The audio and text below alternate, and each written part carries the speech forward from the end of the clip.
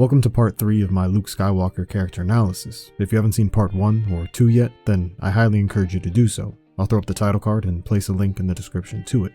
In today's video, I'll continue my case for Luke as the greatest Star Wars character, looking at his role in episode 6. So without further ado, let's get into it. Luke leaves and surrenders himself to the Empire, only to be greeted by Vader for the first time since their duel on Cloud City, picking up where they last left off. The Emperor has been expecting you. I know, Father. So, you have accepted the truth. I've accepted the truth that you were once Anakin Skywalker, my father. That name no longer has any meaning for me. Luke accepts the truth, but he does so from the point of view that is willing to see the man in the suit and Vader as one and the same. Vader immediately rejects this idea, as he basically wants to have his cake and eat it too, accepting being his father while rejecting being Anakin. This is a consequence of succumbing to the dark side as you begin to lose yourself in the process. Again, Luke is the only one that can feel his conflict, or at least admit that it exists, and more importantly, the only one with a chance at saving him, because he's the only person who's willing to take things for what they are, rather than what they prefer. Everyone else seems to alter the truth because of their point of view. The Sith, like Palpatine and Vader, reject Anakin, because it's the only way that they can truly keep Vader on the dark side. And Jedi, like Obi-Wan and Yoda, reject him because they gave up on him after they failed him, and can only cope with the situation by treating them as two different people. Because Luke is a fresh set of eyes, he can see more clearly than those that lived through Anakin's fall. It is the name of your true self you've only forgotten. I know there is good in you. The Emperor hasn't driven it from you fully. That was why you couldn't destroy me. That's why you won't bring me to your Emperor now. This again shows the importance of one's name. Similar to when Obi-Wan hears his name for the first time, he's filled with life and memories, and so is Anakin here. Luke understands that there's a man under the suit that lived life as Obi-Wan once described, as Anakin was a good person with dreams and aspirations, longing for adventure as Luke once did. Luke has the ability to put himself in other people's shoes, and it gives him the ability to empathize with others and understand their struggle. Through this understanding of conflict, he can find a way to help them rather than destroy them. Not only does Luke call out Vader based off the conflict he feels through the Force, but more importantly through Vader's actions, as one's choices are what most clearly define us as people, far more than our abilities. Luke must have hit the nail on the head, because Vader then immediately changes the subject. I see you have constructed a new lightsaber. Your skills are complete. Indeed, you are powerful, as the Emperor has foreseen. Again, it's a matter of choice versus abilities. Luke is powerful like Vader, but the difference between them is the choices they make in their most desperate hours. Also, Luke's development as a Jedi is again respected by Vader. This shows how far he's come, as their previous encounter, he very clearly was unwilling to claim him to be a Jedi, whereas now he's done everything but actually say it. Also to note, the calmness of Luke throughout this scene is great to see, as he was full of fear the last time he was in Vader's presence. But he's overcome that, as he carries it into his meeting with the Emperor. Come with me. Obi-Wan once thought as you do. You don't know the power of the dark side. I must obey my master. Luke, as usual, gives people the opportunity of choice. He chooses to give others a path to peace, but as per usual, his enemy rejects it. Vader is dealing in an absolute here, and especially the way he delivers the line, he comes across as a prisoner rather than a man with the freedom of choice, as he's bound to the dark side and his master. I will not turn, and you'll be forced to kill me. If that is your destiny. Search your feelings, Father. You can't do this. I feel the conflict within you. Let go of your hate. It is too late for me, son. The Emperor will show you the true nature of the Force. He is your master now. Then my father is truly dead. Luke makes a last-ditch effort to slap some sense into Vader, but, like his true name, he rejects the truth yet again. Vader's hatred has destroyed himself, as it forces him to make choices that he may not necessarily want to do, even to the point that he clearly has given up on himself. It's with this that Luke then directly challenges his father, saying that he's truly dead. He doesn't truly believe it, but he wants to leave Vader with something to think about. If Vader doesn't even believe in himself, why should his son? Luke gets the last word in, and the most powerful one at that, as Luke would need Vader to truly self-reflect going into the final confrontation. This being the calm before the storm, as Luke would soon enter the Devil's Lair. It's also interesting to see the mirroring of this scene between Empire Strikes Back, as now it's Luke that offers Vader a lending hand, but both reject it when offered. What's more impressive is that Luke does this even after all that Vader has put him through, always choosing to see the good in others first. Luke would find himself in the Death Star, entering the Emperor's throne room, forced to take the steps that ascend to Palpatine as he has no power here, and all of the odds are stacked against him. He embarks on a suicide mission where his fear will truly be challenged, along with the temptation of the dark side, as he must confront the embodiment of evil itself in Palpatine. Luke and the Emperor couldn't be any more different as they juxtapose each other in every way, with one representing the classic hero and the other the ultimate villain, respectively being the angel and devil on Vader's shoulders, fighting for the fate of the galaxy. In the Devil's Lair, Luke enters a cave of sorts, this time without his weapon, harkening back to the cave in Empire Strikes Back, where now the stakes are that much higher, but he has since controlled his fear and enters without any weapons to defend himself, only taking in the mindset of a Jedi. You no longer need those. While Luke may no longer be chained, he is still very much a prisoner here. I'm looking forward to completing your training. In time, you will call me Master. You're gravely mistaken. You won't convert me as you did my father. Oh no, my young Jedi. You will find that it is you who are mistaken about a great many things. From the start, Luke shows his great strength, as he immediately rejects the idea of turning to the dark side, standing up for himself and answering back to the Emperor, even getting a look of surprise from Vader himself, who clearly is afraid of his own master. One other thing to note is that the Emperor is the only person so far in the movie to address Luke directly as a Jedi. This is huge, as nearly every other person has rejected the idea, from Bib Fortuna to Han to Luke's own master in Yoda.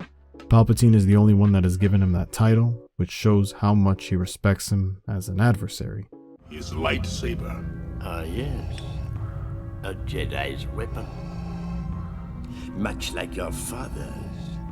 By now you must know your father can never be turned from the dark side. So will it be with you. You're wrong.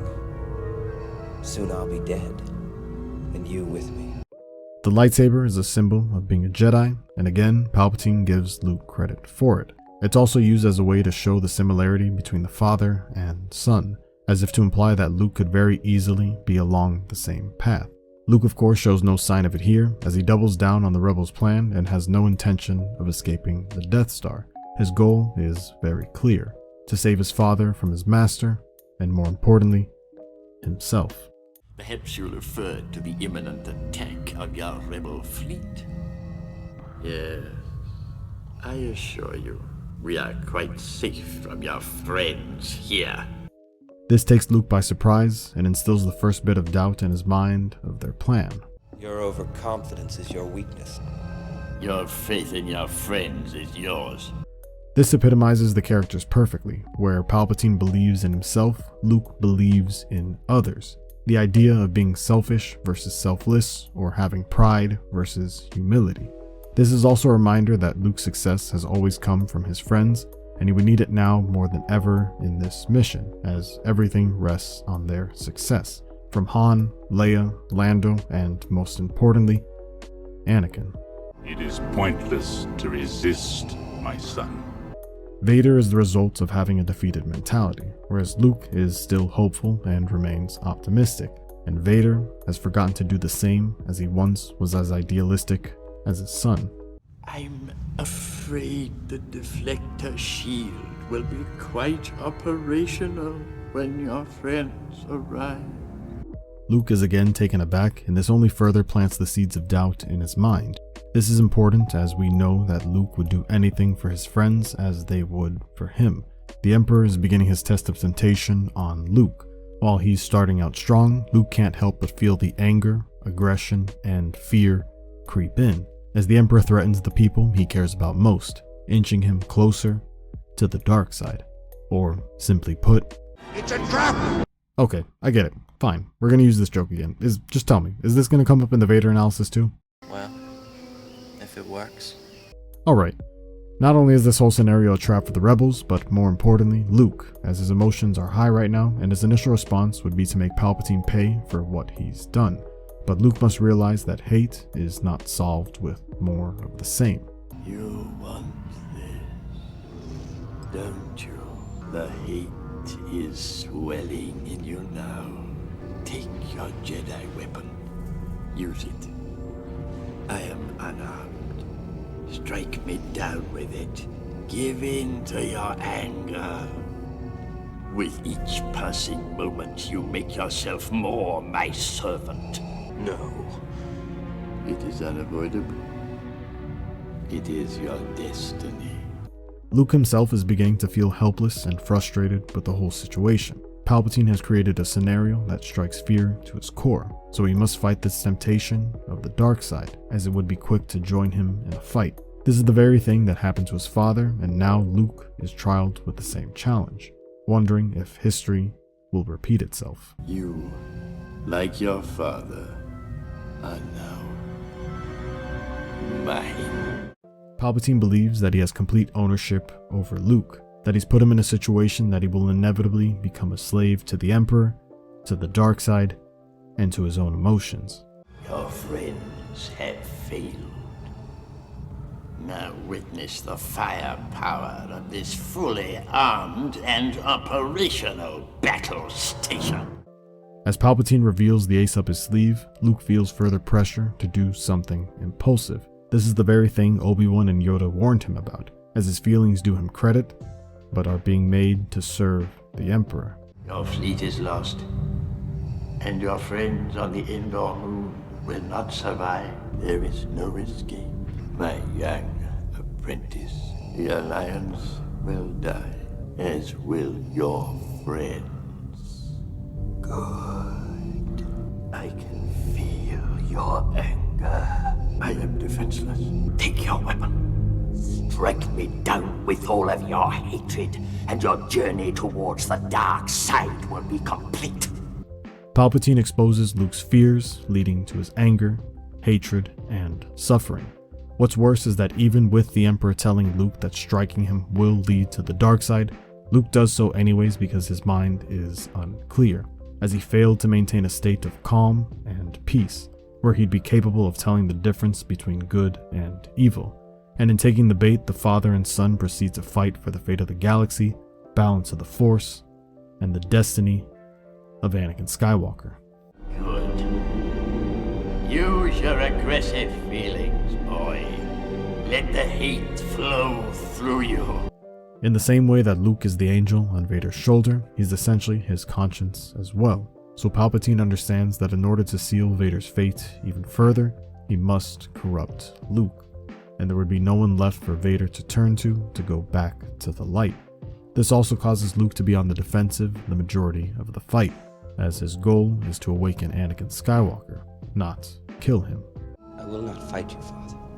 While Luke may have tried to strike Palpatine down in a moment of anger, he doesn't let that blind him from his mission.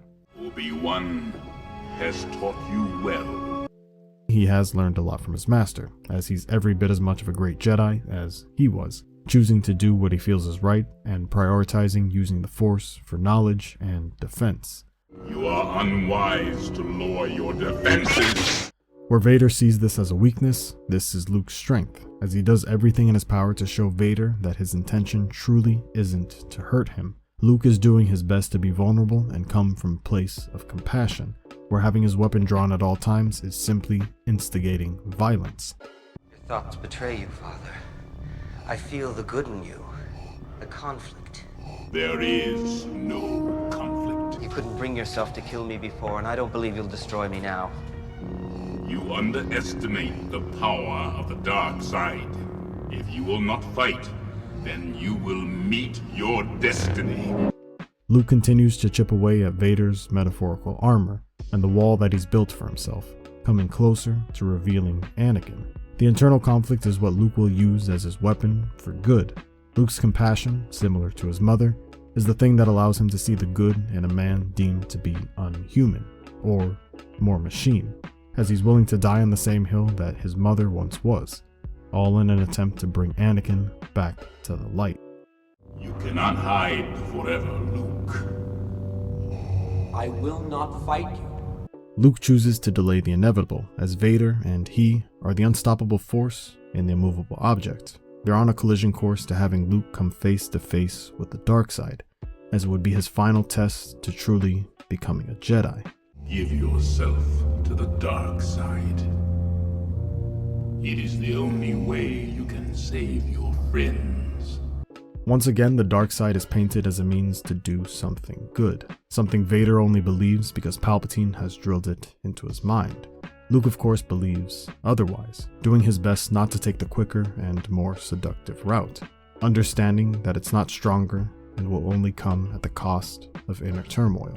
Yes, your thoughts betray you. Your feelings for them are strong, especially for sister. Luke's feelings are now being thrown in his face and used to manipulate his actions, this ultimately giving Vader the ammunition he needs to lure Luke out and have him succumb to the dark side. His feelings for his friends have always led him to do the right thing, but in this case, where he fears not only to lose them, but lose them to the corruption of the dark side itself, the emotion he feels then dictates his actions, as it throws him directly on the dark path itself. Your feelings have now betrayed her too. Obi-Wan was wise to hide her from me. Now his failure is complete. With Luke being Obi-Wan's last student and final hope, he's on the precipice of failing his master and everything he stood for. Part of the struggle of being the hero is putting those that you care about in harm's way, and Luke feels that he's the direct cause of it here, with Leia. So the final straw to break the camel's back comes at Vader suggesting that his greatest fear comes true. If you will not turn to the dark side, then perhaps she will. Luke attacks Vader with all his hatred, falling into the trap that Palpatine has laid out for him, losing all control and handing the keys over to the dark side, where before he may have had a few dark moments and made impulsive decisions, in this case, he simply allows the darkness to take over. While this gives him the temporary ability to overwhelm Vader as he goes all out on the offensive, it comes at the cost of losing a bit of his humanity. This shown by how he brutally attacks his father, barely being able to defend himself, and then disarms him, returning the favor of a scarred body. But it's when he disarms him that the mere image and reminder of Vader's mechanical hand is what snaps him back to reality. Similar to the visions in the cave of his own face behind the helmet, here Luke is shown that he and Vader are not all that different. That right now, if he chooses to continue and strike his father down, he will only cement himself on the path to the dark side. Luke looks at his own hand in sheer horror at the idea of what he's done and what he's capable of doing. This was the same hand that symbolized the loss of some of his humanity, and now it's the same hand that caused this violence. Your hate has made you powerful. Now, fulfill your destiny and take your father's place at my side. Palpatine continues to be the devil whispering evil in Luke's ear, encouraging him to take one final step. But it's in this moment Luke realizes that he still has a choice. I'll never turn to the dark side. You failed, Your Highness.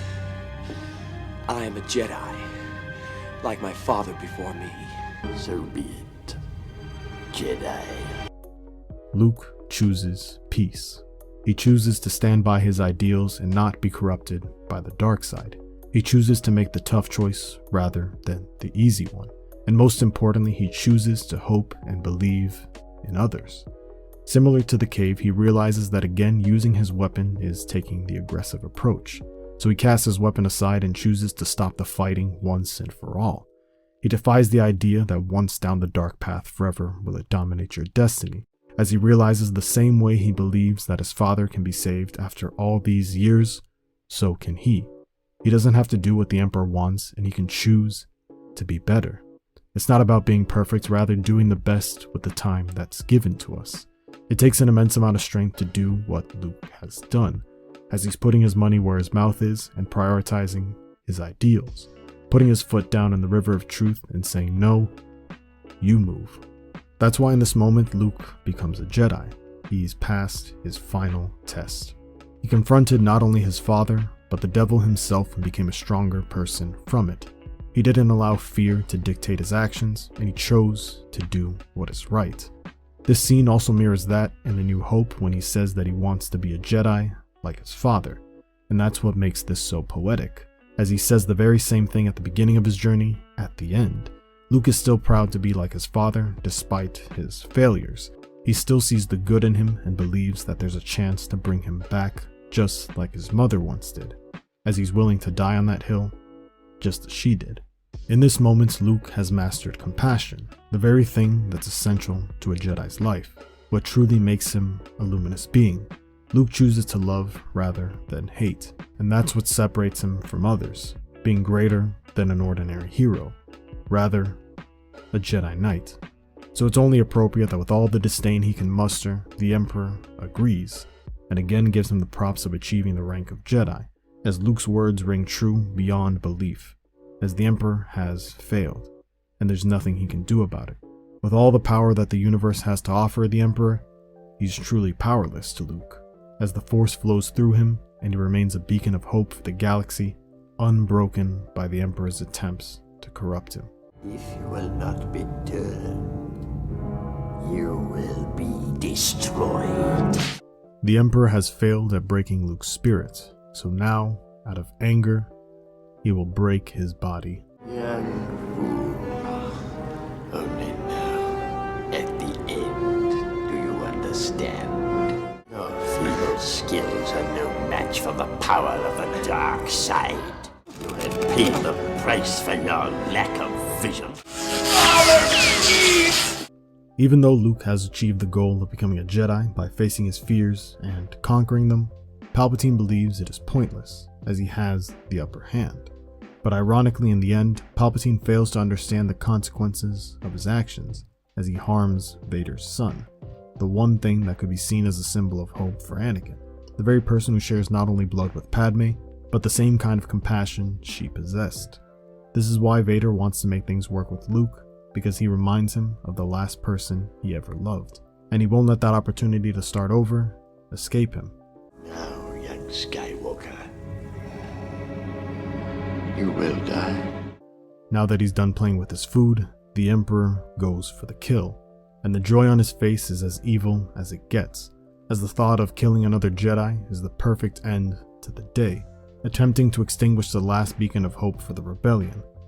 Even with death upon him, Luke still calls for his father's help, and finally receives it as we see the clear conflict in Vader as he looks back and forth at the metaphorical angel and devil at odds with one another, and he chooses to finally break the chain and be like those that believed in him and forgave him, in his late wife and his son. Luke is then saved one final time by someone that he has saved before, previously saving Han from his greedy and selfish ways, saving Leia from the Death Star, and now saving Anakin from himself. Luke's ability to inspire others to do good is most prominent here, as everyone else gave up on Vader, but he was the only one who saw him for what he was, a conflicted man that needed love. Luke is a hero not only for his actions, but the impact that he has on others, not only physically, but in a mental and emotional sense. Luke, help me take this mask off. But you'll die. Nothing can stop that now. Just for once, let me look on you with my own eyes. Vader has accepted death, another sign that he's come back to the light, as the Sith fear death above all, and the Jedi accept it as a friend, understanding that it's a natural part of life and in the cycle of life. Some things must die for others to live on. The idea that Vader now wants to look at his son with his own eyes is a powerful statement, as he always saw him through clouded lenses, literally and figuratively. Luke has now given him the ability to see more clearly than ever before, and in his last act, he wants to look into his son's eyes, as the eyes are the windows to the soul, and be reminded of the one other person that truly loved him in the same way, in Padme. Luke helps Vader, and now for the first time he looks into the eyes of Anakin Skywalker. He sees the scars that helped create the monster of Darth Vader and the shell of a man that he is. But even with this, he's proud of his father's choice, and is happy that he finally got to live out his dream of meeting his father as his true self, as the man and hero that Obi-Wan once described at the start of his journey. Now, go, my son. Leave me. No, you're coming with me. I'll not leave you here. I've got to save you. You already have. The most powerful thing that Anakin could tell him. Luke didn't save him in the same sense he saved the rebels from the Death Star in A New Hope, or the way he saved Han in this movie, but he saved Anakin in a much more real, personal, and powerful way, giving him life in his final moments. This truly enlarges and captivates the idea of being a hero, as most would think it simply means saving the day. But it can also mean impacting someone else for the better. This amplifies the idea that anyone can be a hero. It goes beyond the idea of physical strength and abilities. You were right. You were right about me. Tell your sister. You were right. This mirroring Padme's death, as she died believing in Anakin, and now he dies, reassuring Luke and Leia that Luke, and in turn Padme, were right about him all along. Luke chose to believe in his father when the world wouldn't, and now he can pass that on to his sister and everyone else, reassuring everyone that it's never too late, that everyone is worth a second chance. You just need to have someone believe in you. Luke has now lost a father figure in Obi-Wan, a mentor in Yoda, and another father in Anakin. But through all this loss, what remains true is what Obi-Wan implied, that they will always be with him, as long as he remembers them and continues to live in their memory and honor them. That's one of the great things about Anakin telling him he was right, as he's encouraging Luke to always be the way that he is, to never change and continue being the hero that he is, as it saved him in his final moments. Luke cremates his father, and the circle is now complete.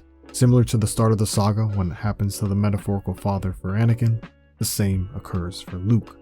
Where the funeral of Qui-Gon was a sign of foreboding things to come, for Anakin, it's a cathartic release of the harmony that has been restored to the galaxy.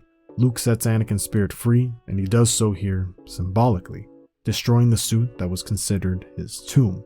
And now in death, Anakin can finally, for the first time ever, be free and truly live.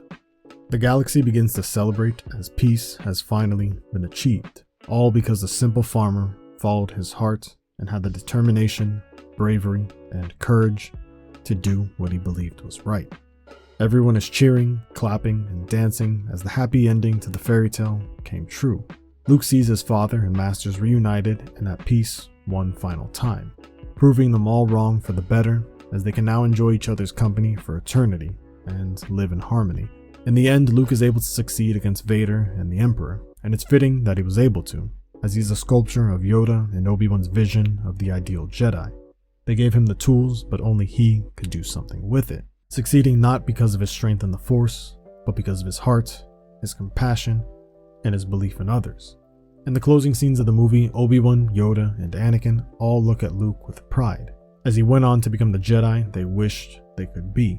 From his own failures, Obi-Wan was able to make amends and teach Luke the way he wanted to teach his father. And in the end, even in death, Obi-Wan could be proved wrong for the better, as his brother was immortalized and he's reunited with his best friend once more, an idea that Obi-Wan believed never would be possible. A reminder that anything is possible, and you can always learn from your mistakes.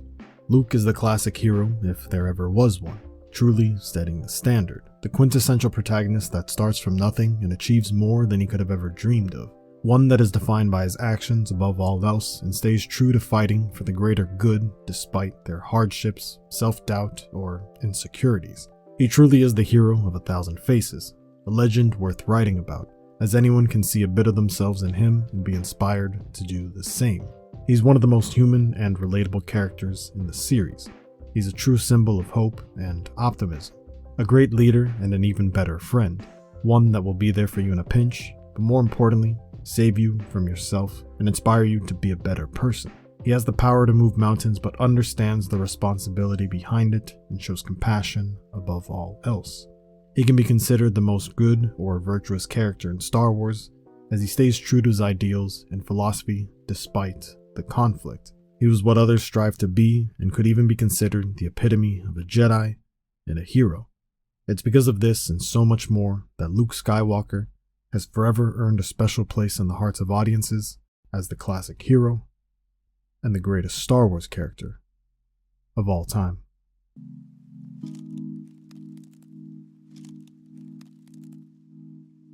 Hey everyone, thanks for watching. I had a ton of fun making this video, so if you enjoyed it too, then I highly suggest liking the video. And if you want to see more like it, then definitely hit subscribe. And if you want to be notified when the next character comes out, then hit the bell for notifications, or consider checking out my Patreon, where I'll be uploading videos there significantly sooner than on YouTube, so the next video should be available there as I speak, and the same will apply to the next parts when they come out. And on that note, I want to give a shout out to my patrons. Your support means everything to me. And finally, let me know in the comments which Star Wars character is the greatest Jedi and why, and who knows, they might be in the next one. Until next time, I am a Jedi, like my father before me.